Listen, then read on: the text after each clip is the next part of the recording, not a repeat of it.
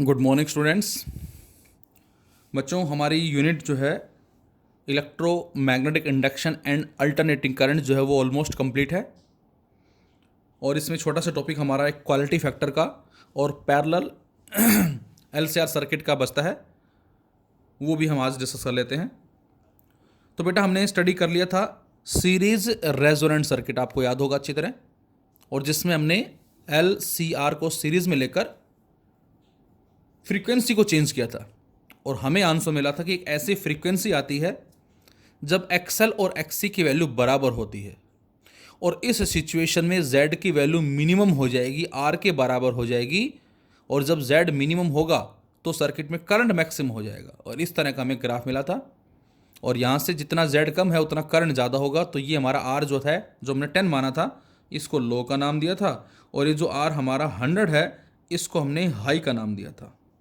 और इसके बिहाफ पे ये हमारी रेजोनेंट फ्रीक्वेंसी कहलाएगी, और यहाँ जो करंट है वो आई नोट होगा, और आरएमएस वैल्यू जो हमने मानी थी बेटा वो आई नोट बाय √2, उसके हिसाब से हमें ω1 और ω2 दो वैल्यूज़ मिली थी, जिसको हमने lower side band and upper side band का नाम दिया था। ये हमने स्टडी कर लिया था। अब इसी के अंदर ये हमें डायग्राम जो दे रखा है, इसमें आपको साफ साफ नज़र आ रहा है कुछ इस तरह से। सपोज़ मैं एक तो बनाता हूँ कुछ कर्व ऐसे, और एक मैं बनाता हूँ सपोज कुछ इस तरह से, और आपसे कहा जाए दोनों में से कौन सी ज़्यादा शार्प होगी, तो आंसर है ये जो है ये ज़्यादा शार्प है। जैसे हम जब एफएम सुनते हैं तो उस एफएम में कई बार डिस्टर्बेंस आता है, लेकिन अक्सर जब बारिश के बाद एफएम सुनते हैं तो बड़ी शार्पनेस आती है, बहुत अच्छी क्वालिटी आती है। जो भी एटमॉस्फेयर में डस्ट पार्टिकल्स जो हैं वो सारे सेटल डाउन हो जाते हैं उस बारिश की वजह से, और एक अच्छी क्वालिटी मिलती है, तो पीक जो आ रही है वो शार्प हो जाती है, ये हम बोल सकते हैं। तो यहाँ पर एक वर्ड आता है हमारा क्वालिटी फैक्टर, जिसको हमने रिप्रेजेंट किया है सिंबल Q से। ये हम सारा पढ़ चुके हैं, Q factor of resonance circuit और शार्पनेस ऑफ रेजोनेंस। तो Q फैक्टर जो है इसका मीनिंग यहाँ क्या होगा, तो आंसर है the characteristics of a series resonant circuit is determined by Q factor, जिसको हम बोलते हैं quality factor of the circuit.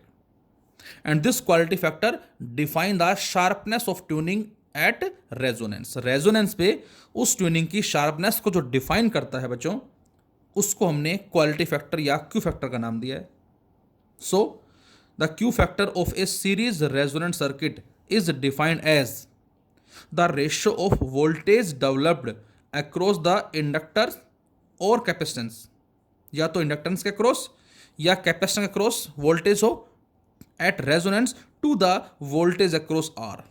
मतलब वोल्टेज अक्रॉस एल और C to the voltage across R, इन वोल्टेजेस का जो रेशियो है, that ratio determine the quality factor. ये रेशियो जो है ये क्वालिटी फैक्टर को डिटरमाइन करता है। अब वोल्टेज अक्रॉस एल को मैंने वी एल लिखा, और वोल्टेज अक्रॉस आर को बच्चों वी आर लिखा, या वोल्टेज अक्रॉस सी इसको आप वी सी लिख सकते हैं, और अपॉन वी आर। अब बेटा हमें पता है क्या कि जो वी एल है इसकी वैल्यू क्या होती है, और वी सी जो है बेटा इसकी वैल्यू क्या होती है। तो आंसर है इस वी एल की वैल्यू होती है ओमेगा इंटू एल, या वी सी की वैल्यू क्या होती है 1/ω/c इंटू आर हाई। और ओमेगा की वैल्यू क्या होती है बेटा, तो ओमेगा हमने पढ़ा था, और इस ओमेगा की वैल्यू जो आई थी रेजोनेंट पे वो आई थी 1/LC, और इस सारे का अंडर रूट।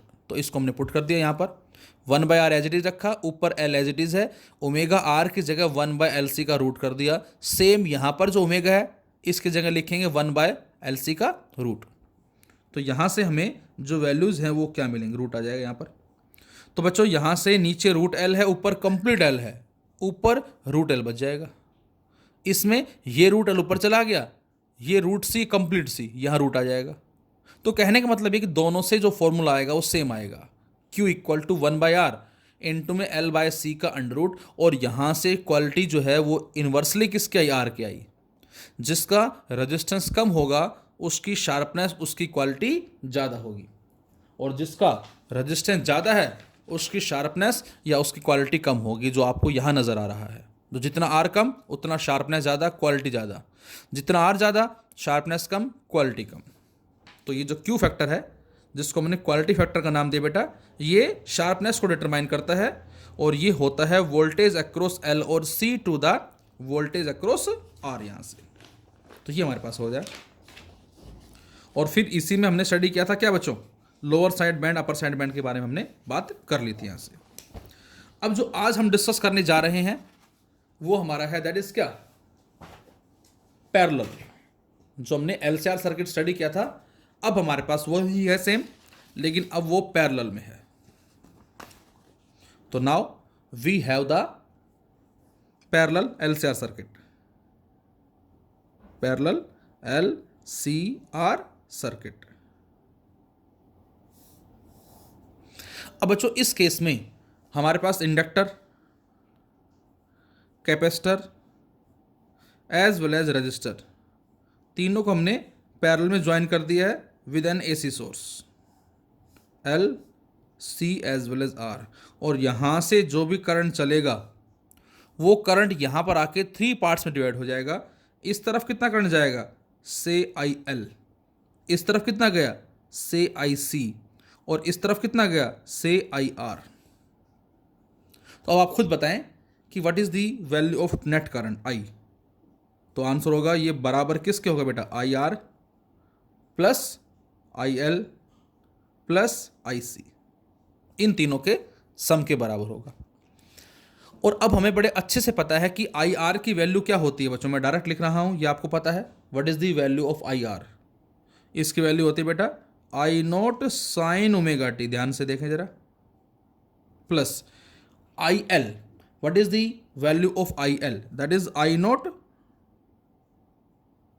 ये इसको आई नोट डैश बोल देता हूं इसको मैं, साइन, और साथ में क्या आता है इंडक्टर वाले केस में, sine omega t minus pi by 2 आता है बच्चों, और प्लस आई सी, इसको आई नोट डबल डैश बोल देता हूं मैं, sign omega t plus pi by 2। ये आपको आई थिंक याद आ गया होगा, क्योंकि रजिस्टर में कोई फेज डिफरेंस नहीं है, इंडक्टर में करंट ब्लैक्स बिहाइंड है और कैपेसिटर में करंट लीड कर रहा है। अब चाहे तो इस आई नोट को आप रिप्लेस कर सकते हैं किससे, तो आपको याद होगा ये आया था हमारा ई नोट बाय आर इंटू में साइन ओमेगा टी, प्लस ये आई नोट कितना आया था बेटा, ये आया था बच्चों ई नोट अपॉन में एक्सएल बोल दो या ओमेगा एल बोल दो, एक ही बात है, इंटू में sine omega t minus pi by 2 plus I naught double dash. What is the value of I naught double dash, E naught upon 1 by omega C आया था बच्चों हमारा ये, और साइन ओमेगा टी प्लस में पाई by 2, ये हमारी values है। और अब इसको लिख सकते हैं क्या बेटा, I equal to E naught upon में आर इंटू में साइन ओमेगा टी। बच्चों यहां से यदि माइनस साइन कॉमन ले लें तो ये बन जाएगा pi by 2 minus omega T, और sine 90 minus theta cos theta बन जाएगा, तो माइनस में ई नोट अपॉन में ओमेगा एल इंटू में कोस ओमेगा टी बन जाएगा, प्लस यहाँ से ई नोट और 1 बाय ओमेगा सी ऊपर चला जाएगा, यहाँ लिख देता हूँ मैं, ओमेगा सी चला गया ऊपर इस तरह से, और ये बन जाएगा कोस ओमेगा टी। और अब थ्रू आउट हम ई नोट कॉमन ले लें सबसे पहले तो। अब अंदर ज़रा देखें ध्यान से, हमने थ्रू आउट ई नोट कॉमन ले लिया, अंदर क्या बच गया बेटा, अंदर बच गया 1 बाई आर एक बच गया, और साइन ओमेगा टी दूसरा, ये तो हो गया इसके साथ। इसके अलावा दोनों में से कॉमन क्या आ जाएगा, कोस ओमेगा टी, तो प्लस में कोस ओमेगा टी हमने कॉमन लेके पहले इसको लिख दिया, पॉजिटिव टर्म को लिख दिया हमने, दैट इज ओमेगा सी और माइनस 1 बाय ओमेगा एल। इस तरह से हम इसको लिख सकते हैं, और ब्रैकेट क्लोज्ड, ये हमने इस तरह से इसको लिख दिया ई नोट, और अंदर क्या आ गया 1 by R sine omega t plus cos omega t omega C minus omega L. इसको नाम दिया सपोज मैंने इक्वेशन 1। अब कुछ एज्यूम कर रहे हैं हम, नाउ पुट, कुछ इसको शॉर्ट फॉर्म में लाने के लिए हमने माना क्या कि 1 बाई आर जो बच्चों, इसको सपोज मैंने मान लिया that is A and cos delta, इसको नाम दिया इक्वेशन सेकंड का। We assume 1 by R equal to A cos delta and omega C minus 1 by omega L जो बच्चों, इसको सपोज हमने मान लिया A sine delta, A sine delta, equation third मान ली। और यदि सेकंड थर्ड को पुट कर दे फर्स्ट में, तो अब हमें आई की वैल्यू क्या मिलेगी बेटा, आई मिलेगा ई नोट इनसाइड 1/r, 1/r की जगह ए कोस डेल्टा और साइन ओमेगा टी पहले से है, और उसके बाद प्लस में cos omega t as it is है, और इस सारे की जगह क्या रखा हमने, A sine delta, A sine delta. और बच्चों यहाँ से हम कॉमन ए भी ले लें और ई नोट पहले से है, अंदर क्या आ जाएगा, साइन ओमेगा टी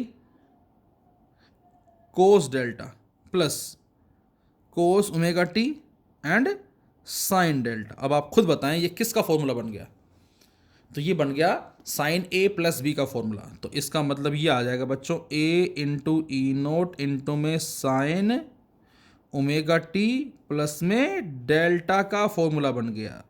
ये हमारे पास इक्वेशन आ गई, या इसको चाहे तो आप ऐसे भी लिख सकते हैं, I is equal to E naught और इस ए को 1/a लिख के ऐसे इंटू में साइन ओमेगा टी प्लस में डेल्टा, इस तरह से भी ये लिखा जा सकता है। ये हमारी आ गई, जिसमें ये क्या हो जाएगा, ये है आई नोट कहलाएगा, ये कहलाएगा हमारा आई नोट। तो यहाँ से ई नोट अपॉन 1/a को बचा बेटा हमने आई नोट का नाम दिया, क्योंकि करंट मैक्सिमम कब होगा, जब ये 1 बन जाए। तो आई को आई नोट लिखेंगे, ये 1 बन जाएगा। So this is the value of I note. ये हमारे पास आई नोट आ गया। और अब इस डेल्टा की वैल्यू यदि आपको कैलकुलेट करनी है बच्चों, तो थर्ड को और सेकंड को आप डिवाइड कर दो। यदि हम थर्ड को और सेकंड को डिवाइड कर देते हैं इनको, तो यहाँ से A sine delta upon A cos delta that is tan delta आ जाएगा। और राइट साइड में क्या मिलेगा, राइट साइड में ओमेगा सी माइनस 1/ωl और अपॉन में क्या आ जाएगा बच्चों 1/r। तो यहाँ से हम इस tan डेल्टा की वैल्यू को फाइंड आउट कर सकते हैं। अब जो मेन हमारा पर्पस है, मेन हमारा जो मोटो है वो क्या है, वो ये है। यदि हम इसको कंपेयर करें किससे, आई इज इक्वल टू v/r वाली इक्वेशन से, तो जो रोल यहाँ पर इस v का है वही सेम रोल यहाँ पर ई नोट का है, और बेटा जो रोल यहाँ पर r का है वही सेम रोल यहाँ पर 1/a का होगा बच्चों। ये इस बात का मीनिंग होगा यहाँ से। तो इसका मतलब क्या हुआ, इसका मतलब ये हुआ कि जो हम इम्पिडेंस यहाँ ले रहे हैं, सपोज मैंने इसको z लिख दिया, तो यहाँ पर जो रोल z का है वही सेम रोल यहाँ पर किसका होगा, 1/a का होगा। यहाँ पर जो रोल किसका है, z का है, वही सेम रोल यहाँ पर किसका होगा बच्चों, 1/a का होगा। ये इस बात का मीनिंग होगा 1/a का। और ये 1/a यदि मैं इस सेकंड को और थर्ड को स्क्वायर करके ऐड कर दूं, तो squaring and adding second and third, तो हमें a भी मिल जाएगा। ये जो a हम निकालना चाह रहे हैं, इन दोनों को स्क्वायर करके ऐड कर दो, तो a square cos square delta plus a square sine square delta, तो लेफ्ट में तो आ जाएगा a स्क्वायर अंदर 1। राइट साइड में क्या आएगा, राइट साइड में देखें जरा, हमने इसको स्क्वायर किया दैट इज 1/r का स्क्वायर प्लस इसका square that is omega C minus 1/ωl का स्क्वायर। और a बराबर क्या आ जाएगा बच्चों, इसको हटा दें तो ये सारा क्या बन जाएगा, रूट। तो a की वैल्यू आ गई। और बेटा यहाँ से a किसके बराबर है, सॉरी 1/a जो है बेटा वो z के बराबर है। तो इसका मतलब यहाँ से a बराबर किसके आ जाएगा बच्चों, 1/z के बराबर आ जाएगा। तो इसका मतलब यहाँ इस a को हम 1/z से भी रिप्लेस कर सकते हैं। तो यहाँ से 1/z बोल दो चाहे आप, या a बोल दो चाहे आप, इक्वल टू 1/r का square plus omega C minus 1/ωl का स्क्वायर और इस सारे का अंडर रूट। अब आप खुद सोचें, सीरीज के अंदर z क्या आता है, सीरीज में z आता है r स्क्वायर प्लस में xl माइनस x का होल स्क्वायर। यहाँ पर क्या आया 1/r square plus omega C minus 1/ωl का स्क्वायर। अब आप खुद बताएं कि जब xl और xc बराबर होंगे उस केस में क्या होगा, बोले, जब xl xc बराबर होंगे तो ये फैक्टर क्या हो जाएगा, 0। और जब ये फैक्टर बच्चों 0 होगा, इसका मतलब क्या होगा, बोलो, इसका मतलब यहाँ से 1/z की वैल्यू क्या होगी, मिनिमम होगी। बोलो 1/z की वैल्यू मिनिमम। तो उस केस में बोल सकते हैं 1/z की वैल्यू मिनिमम। तो z क्या हो जाएगा बच्चों, z हो जाएगा मैक्सिमम। तो इसका मतलब इस केस में z की value maximum I resonant condition पे, जबकि पहले केस में क्या था, सीरीज वाले में, सीरीज वाले केस में बच्चों इस केस के अंदर Z मिनिमम होता था, करंट मैक्सिमम होता था। लेकिन यहाँ पर कॉन्सेप्ट उल्टा आया, मतलब यहाँ पर रेजोनेंट कंडीशन पे जो इम्पिडेंस आया वो मैक्सिमम आ गया। अब यदि इम्पिडेंस मैक्सिमम हो जाएगा तो करंट क्या हो जाएगा, मिनिमम हो जाएगा। तो इस बार बच्चों जो हमारा ग्राफ आता है किसका, करंट का और फ्रीक्वेंसी के रेस्पेक्ट में, वो ये ग्राफ आता है इस तरह से। तो इस केस के अंदर बच्चों इस पर्टिकुलर फ्रीक्वेंसी पे इम्पिडेंस मैक्सिमम होगा, करंट मिनिमम हो जाएगा। And such type of circuit denotes the ejector circuit. ऐसे सर्किट्स को बच्चों हम रिजेक्टर सर्किट का नाम देते हैं, जो करंट को रिजेक्ट कर देते हैं इस पर्टिकुलर फ्रीक्वेंसी पे। ये इस बात का मीनिंग होगा हमारा। और यदि आपसे कहा जाए कि हमें Z में और फ्रीक्वेंसी में ग्राफ प्लॉट करना है, तो ये ग्राफ हमारा कुछ ऐसे आएगा, मतलब इसमें इम्पिडेंस इंक्रीज हो रहा है और जैसे ही फ्रीक्वेंसी की वैल्यू रेजोनेंट के बराबर हुई तो उस केस में हम क्या बोल सकते हैं, इम्पिडेंस की वैल्यू मैक्सिमम होगी। ये इसका हमारा यहाँ मीनिंग कहलाएगा यहाँ से। तो यहाँ हमारा पैरेलल जो LCR सर्किट है, एक हमने पढ़ा था सीरीज LCR सर्किट। तो सीरीज के अंदर बच्चों इस पर्टिकुलर फ्रीक्वेंसी पे जो इम्पिडेंस है वो मिनिमम होता है और इम्पिडेंस के मिनिमम होने से सर्किट में करंट जो बेटा वो मैक्सिमम होगा। जबकि पैरेलल के केस के अंदर क्या होगा, पैरेलल केस के अंदर इस पर्टिकुलर फ्रीक्वेंसी पे इम्पिडेंस की वैल्यू मैक्सिमम होगी और जब इम्पिडेंस मैक्सिमम होगा तो उस केस में करंट क्या हो जाएगा, मिनिमम हो जाएगा। And parallel resonant circuit are used in the transmitting circuits. ये ट्रांसमिटिंग स्टेशन जो होते हैं जहाँ से सिग्नल ट्रांसफर किए जा रहे हैं वहाँ इनको यूज़ किया जाता है। दे reject the current corresponding to parallel resonant frequencies and allow other frequencies to pass through। और इनको हम फिल्टर सर्किट या रिजेक्टर सर्किट भी बोलते हैं। ये फिलहाल चलो हमारी आगे की चीज़ें हैं। तो ये हमारे पास कहलाता है पैरेलल LCR सर्किट। तो ये हमारा चैप्टर अब जो हमारा कंप्लीट है। अब इसका आपको मैं असाइनमेंट जो है सेंड कर दूंगा, जिसमें आप पहले MCQ सॉल्व करेंगे और फिर 1 या 2 डेज़ के बाद हम इसका एक सब्जेक्टिव टेस्ट जो है बेटा वो भी कंडक्ट करेंगे। Thank you.